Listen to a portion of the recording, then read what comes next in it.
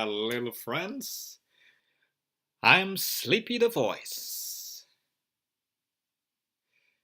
Today's story is The Tongue Mouse and the Country Mouse. The Country Mouse had invited the Tongue Mouse to pay him a visit. "I'm sure the country air will do you good," he told him, "and you will enjoy the beautiful scenery.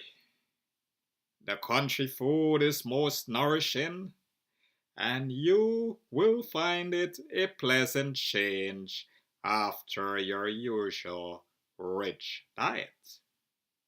To come." So the tongue mouse packed his bag and picked up his umbrella, for he never went very far without it. Then he put on his top hat and started off for the country. He found the rough lanes rather uncomfortable for walking. His feet were used to smooth pavements, and he didn't like getting them muddy. He looked in surprise at the flowers in the hedges and wondered if they were good to eat. When he passed the village pond with a family of ducks swimming happily about, he stared at them in astonishment. "Surely those are not the same birds which I find roasted in the larder," he murmured. "And dear me, that must be a live rabbit," as a young rabbit scuttled through the hedge.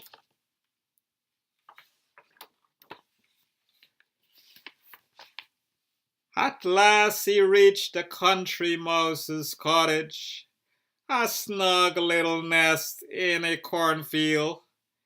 "Must I climb up there?" he asked. "Is it safe?" "Of course it is," laughed the country mouse. "Hand me your bag and hang your umbrella on a cornstalk.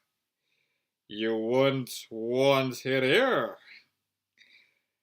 The tongue mouse clambered up, and his friend showed him round his nest. "I keep my store of food in this cupboard," he said proudly. "My brush and dustpan in that corner. I like to keep my nest tidy and put everything in the right place. My clothes hang on this little peg. Here is my bed of hay clippings, and see, I have made up one for you by the window." The tongue mouse thought it was all rather small and cramped, but as he was a visitor, he just nodded and said, "Very neatly and comfortably arranged." "Now sit down and rest," begged the country mouse. "You look tired out. We will have supper at once and you will soon feel better." The tongue mouse brightened up on hearing this and looked on eagerly as the country mouse spread a little check tablecloth on a toadstool table. He took a slice of apple and two rather dry peas from the cupboard, placed two acorn cups of water side by side, and with great pride laid an ear of corn across the table. "Come along," he called to the tongue mouse. "You may have the apple and we will share the corn and the peas." The tongue mouse thought that it looked a very poor meal for two people, but he was too polite to say so. He ate the piece of apple, one of the peas, and nibbled at a corn. Is this your usual supper? He asked. Well, replied the country mouse, apple and corn at the same meal is rather special, but I felt sure you would be hungry. The tongue mouse still felt hungry when supper was over, and thought longingly of the larder where he spent a good deal of his time when in town. Well, take a stroll across the fields before bedtime, suggested the country mouse. The fresh air will make you sleep. The tongue mouse considered that he had quite enough fresh air, but thought it would be bad manners to say so. His friend pointed out many things of interest as they went along. See how swiftly the butterflies and dragonflies dash about, he said. You should see the cars and buses that go thundering down the streets in the tongue, replied the tongue mouse. That will make your hair stand on end. The country mouse thought that this wouldn't be very comfortable, but agreed that it must be quite exciting. Their walk took them past the field where a friendly cow gives such a loud moo over the hedge that a tongue mouse jumped with fright. Help me, he squealed. Is that creature dangerous? Might it come into the cornfield and trample down your cottage? No fear of that, laughed the country mouse. The farmer keeps the gate tightly closed. In spite of the fresh air, the town mouse didn't sleep very well. He still felt hungry and he worried a good deal about the cow. The country mouse was up at sunrise. He tidied the nest and put a few berries and the remaining grains of corn on the table. Breakfast is ready, he called. I hope you are fond of fruit. The tongue mouse rubbed his sleepy eyes and looked at the table. Fruit?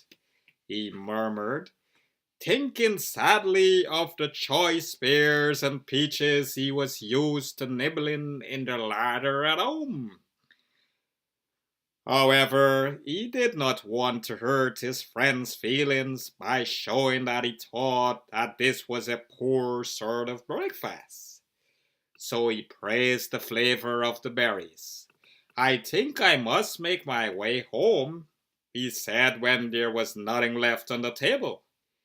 My visit has been most interesting.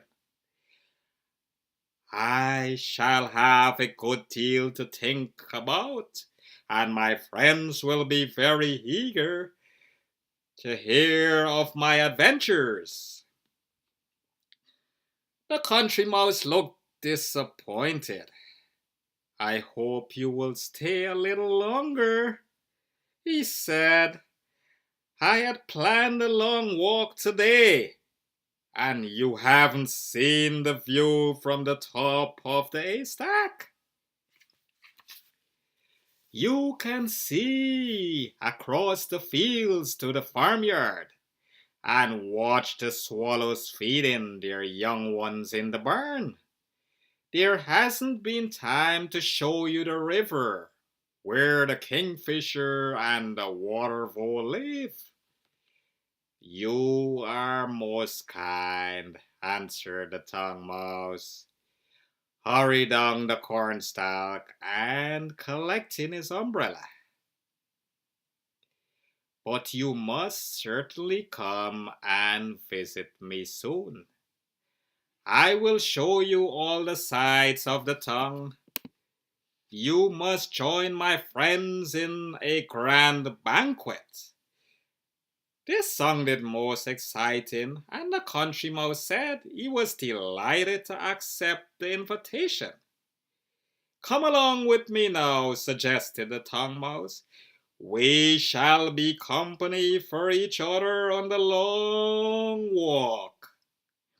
So the country mouse bundled his belongings into a spotted handkerchief, and the two friends started off together for the big town.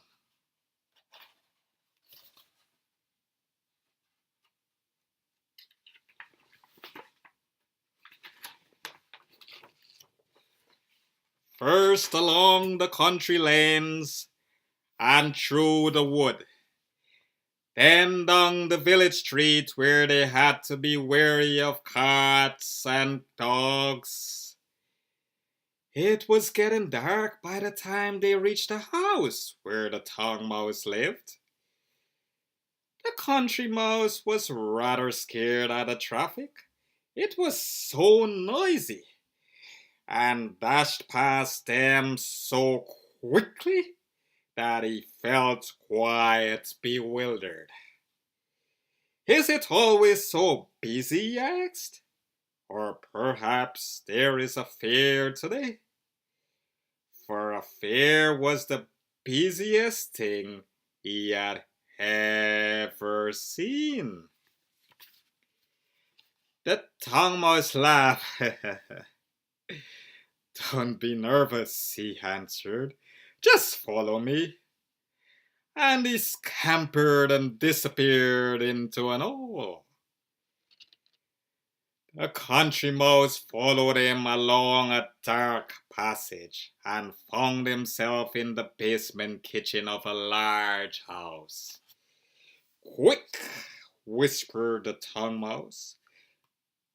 I hear the cook coming. They had just time to scuttle into a hole in the skirting board as the cook rushed at them with a soup ladle. Mice again, he cried. I shall have to set a trap. The two mice had to wait until midnight before the kitchen was quiet. And then they crept out and made their way to the larder. On the shelves they found a number of mice already nibbling at the food there. There were joints of meat, fruit, jellies, cakes, and cheese. This is my friend from the country, said the tongue mouse. I have been paying him a visit, and now I want him to see tongue life. Try some of this delicious cheese, my dear fellow. It is quite harmless as long as it isn't baiting a trap. The country mouse had found the traffic and the cook's threat of a trap so frightening that he wished he could be home again in the cornfield, but all the mice greeted him kindly, so he joined the feast. The cheese was good and so was the fruit, but the other food seemed much too rich, and he really felt too nervous to have a good appetite. Meow, the cat again. Meow, that cat again, squealed the mice. And in a moment they had all vanished under the floorboards. This life wouldn't suit me, declared the country mouse to himself, and he hid behind an apple as the cat looked round the door. It may be full of thrills and excitements, and there is certainly plenty to eat, but I prefer a quiet life without so many dangers. Thank you for the delicious feast, he called out. Goodbye, all.